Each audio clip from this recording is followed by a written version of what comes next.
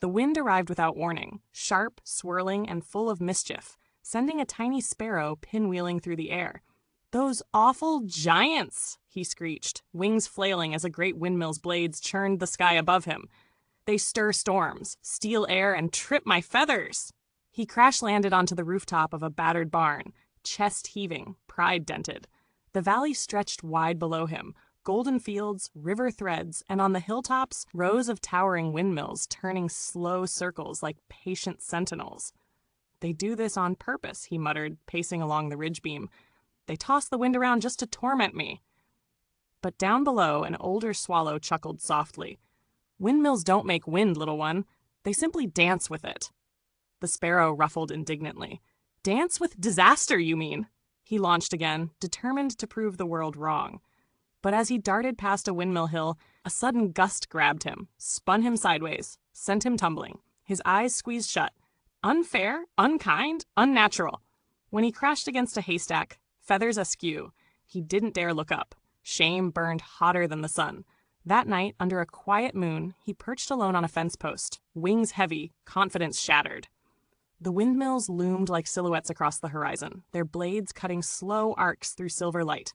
A whisper of breeze nudged him, cool and teasing, but he scowled back. "What do you want from me?" he whispered.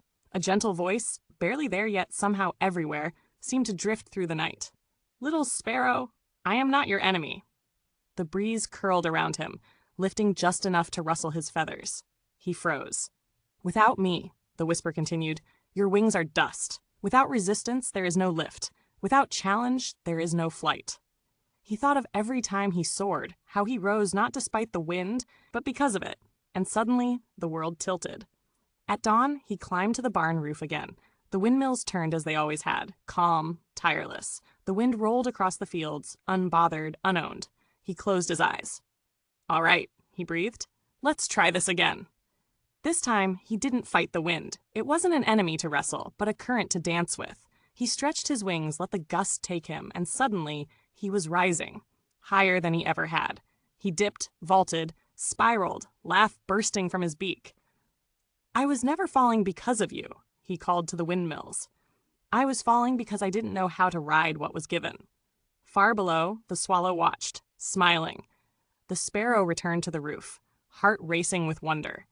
"The wind wasn't against me," he whispered, awestruck. "It was the only reason I could ever fly."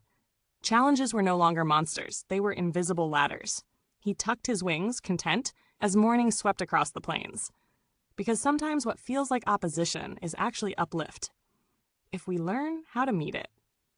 If you enjoyed this story, please like, share, and subscribe to help the channel grow.